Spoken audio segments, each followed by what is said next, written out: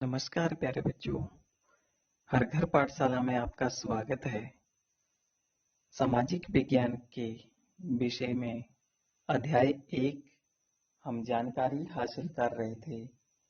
क्या, कब, कहाँ और कैसे। बच्चों, इसी कड़ी को आगे बढ़ाते हुए हम जानेंगे कि हमारी जानकारी के अतीत की जानकारी के बारे में और क्या क्या स्रोत हैं। ताम्रपत्रों से बनी हुई पांडुलिपियों का एक पृष्ठ ये नीचे दिया गया है। ये भी हमारे लिए एक जानकारी के महत्वपूर्ण स्रोत रहते हैं। पांडुलिपियां किसे कहते हैं बच्चों? जो पुस्तकें कह सकते हैं आप उसे, हालांकि वो पुस्तक नहीं, आजकल की तरह की पुस्तकें नहीं है। वो एक विशेष प्रकार के पत्ते के ऊपर या फिर पेड़ की छाल का एक भुर्ज पत्थर निकाला जाता था, उसके ऊपर या फिर तांबे के तांबे की शीट के ऊपर जो है वो लिखा जाता था। उन्हें हाथ से उकेरा या लिखा जाता था। उसे पांडुलिपियां कहा गया है। अंग्रेजी में इसे जो है वो मैन्युस्क्रिप्ट कहा जाता है, जो कि लैटिन भाषा से लिया गया है। मेन्यू का अर्थ होता है हाथ से निकला हुआ। तो ये पांडुलिपियां प्रायः ताड़पत्रों या फिर हिमालय क्षेत्र में उगने वाला भुर्ज नामक एक पेड़ होता है, जिसकी छाल से जो वो विशेष तरीके से तैयार भोजपत्र होता है, उसमें ये लिखे जाते हैं। पहाड़ी क्षेत्रों में रहने वाले हमारे बहुत सारे बच्चे भोजपत्र के बारे में अच्छी तरह से परिचित होंगे, क्योंकि ये ठंडे क्षेत्रों में जो है वो उगता है पेड़, और उसकी छाल से जो है वो हमारे कॉपी के पेज की तरह बारीक बारीक से लेयर जो है वो निकलती है, जो कि हमारे लिखने के काम आती है या फिर खाना खाने के भी कई जगह पर जो है वो काम आते हैं। तो ये जो है वो भुर्ज पत्थर सबसे पहले हमारे कागज हुआ करते थे। हालांकि बहुत सारे ये जो हम वो नष्ट भी हो गए हैं, समय के साथ इन्हें कीड़ों ने खा लिया या फिर जला दिए गए, जल गए। परंतु फिर भी कई ऐसी पांडुलिपियां आज भी हमारे पास उपलब्ध हैं। प्रायः यही पांडुलिपियां जो है वो मंदिरों तथा विहारों में प्राप्त होती हैं। इन पुस्तकों में जो वो धार्मिक मान्यताओं, व्यवहारों, राजा के जीवन, औषधियों के बारे में, उस समय के विज्ञान के बारे में जो वो जानकारियां मिलती हैं। इसके अतिरिक्त हमारे यहाँ महाकाव्य, कविताएं, नाटक इत्यादि हैं, और इसमें से कई जो वो संस्कृत में लिखे हैं, और जबकि कुछ जो वो तमिल और प्राकृतिक भाषाओं में लिखे हैं। प्राकृतिक भाषा जो है वो उसे कहा जाता है जो आम लोगों की बोलचाल की भाषा होती थी। तो ये हमारी जानकारी के मुख्य स्रोत हैं। हम जो वो अभिलेखों का भी अध्ययन कर सकते हैं। यह अभिलेख जो है वो पत्थरों पर या फिर धातु के बने हुए स्तंभ या फिर तांबे की शीट्स या लोहे की शीट पर ही लिखे हुए होते थे, ताकि इस पर जो है वो राजा या शासक अपने आदेश या संदेश जो है वो उत्कीर्ण करवा देते थे, ताकि लोग जो है वो उन्हें देख सकें, पढ़ सकें और उन आज्ञाओं का पालन कर सकें। जैसे आजकल हमारे सड़कों के किनारे पर होर्डिंग में या फिर सरकारी आदेश जो है वो लिखे गए होते हैं, उसी तरह जो था वो प्राचीन काल में भी राजा जो थे वो इनका सहारा लेते थे। मगर उस समय हमारे पास आजकल के बोर्ड की तरह या फ्लैक्स बैनर की तरह बैनर नहीं होते थे।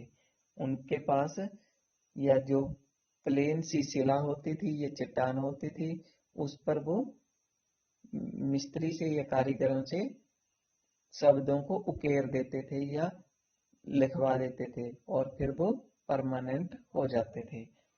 तो इस तरह से बच्चों ये भी हमारे जानकारी के मुख्य स्रोत हैं। कुछ अन्य प्रकार के अभिलेख भी हमें मिले हैं जिन्हें कि राजाओं तथा रानियों के सहित अन्य स्त्री पुरुषों ने भी अपने कार्यों के विवरण के रूप में उत्कीर्ण करवाया है। उदाहरण के लिए प्रायः शासक जो था वो लड़ाइयों में अर्जित विजयों का अपनी विजयों का उल्लेख जो है वो करने के लिए भी इन का सहारा जो है वो लेते थे। ये चित्र जो है वो लगभग 2250 वर्ष पुराना है। ये अभिलेख जो है वो वर्तमान में अफगानिस्तान के कंधार से प्राप्त हुआ है और ये अभिलेख जो है वो सम्राट अशोक नामक शासक जो था उसके आदेश पर उत्कीर्ण करवाया गया था, ये लिखवाया गया था। यह शासक के विषय में जो है वो इस शासक के विषय में आप अध्याय 8 में पढ़ेंगे। जब हम जो है वो कुछ लिखते हैं तब हम किसी भी लिपि का प्रयोग करते हैं। लिपियां जो है वो अक्षरों अथवा संकेतों में बनी हुई होती हैं। जब हम कुछ बोलते हैं अथवा पढ़ते हैं तब हम जो है वो एक भाषा का प्रयोग करते हैं। ये अभिलेख जो है वो इस क्षेत्र में प्रयुक्त होने वाली यूनानी और अरामेइक नामक दो विभिन्न लिपियों तथा भाषाओं में लिखे गए हैं। क्या आप भी बता सकते हैं कि कठोर सतह पर लेख लिखवाने का क्या लाभ है? ऐसा करवाने से क्या क्या कठिनाइयां भी आती हैं? इसके बारे में आप विचार कीजिएगा। इसके अतिरिक्त जो है वो कई अन्य वस्तुएं अतीत में बनी हुई या प्रयोग में लाई जाती हैं। ऐसी वस्तुओं का अध्ययन करने वाले व्यक्ति को पुरातत्वविद भी कहा जाता है। पुरातत्वविद जो है वो पत्थर तथा ईंटों से बनी इमारतों के अवशेषों, चित्रों, मूर्तियों का अध्ययन करते हैं और वे औजारों, हथियारों, बर्तनों तथा आभूषणों इत्यादि का भी अध्ययन जो है वो करते हैं तथा इसके अलावा सिक्कों की प्राप्ति के लिए जो वो छानबीन तथा खुदाई भी करते हैं। इसमें से कुछ वस्तुएं जो वो पत्थर, पकी हुई मिट्टी तथा कुछ जो वो धातु की बनी हुई भी हो सकती है। ऐसे तत्व जो है वो कठोर तथा जल्दी नष्ट न होने वाले होते हैं, जैसे कि यह हमें खुदाई से प्राप्त हुए हैं। जैसे कि आप चित्र में देख सकते हैं कि यहाँ एक प्राचीन नगर से जो है वो प्राप्त हुए हैं जो कि 4700 वर्ष पूर्व मिले हैं।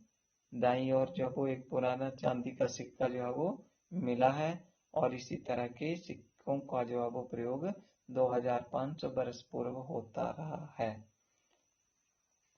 तो ये भी हमारे लिए जानकारी के स्रोत हैं। पुरातत्वविद जो वो जानवरों, चूड़ियां तथा मछली की हड्डियां इत्यादि को भी ढूंढते हैं और इससे उन्हें यह जानने में मदद मिलती है कि अतीत में लोग क्या क्या खाते थे। वनस्पतियों के अवशेष जो वो कुछ मुश्किल से बच पाते हैं। यदि अन्न के दाने अथवा लकड़ी के कुछ टुकड़े जो हैं वो जल जाते हैं तो ये जले हुए रूप में जो है वो बचे रहते हैं।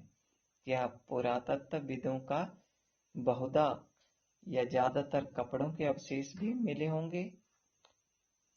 पांडुलिपियां, अभिलेख तथा पुरातत्व से ज्ञात जानकारियों के लिए जो वो इतिहासकार प्रायः स्रोत शब्द का प्रयोग करते हैं। इतिहासकार उन्हें कहते हैं कि जो अतीत का अध्ययन करने वाले होते हैं, उन्हें इतिहासकार कहते हैं। स्रोत के प्राप्त होते ही अतीत के बारे में पढ़ना बहुत ही रोचक होता है, क्योंकि इन स्रोतों की सहायता से हम धीरे धीरे अतीत का पुनर्निर्माण करते जाते हैं। अतः इतिहासकार तथा पुरातत्वविद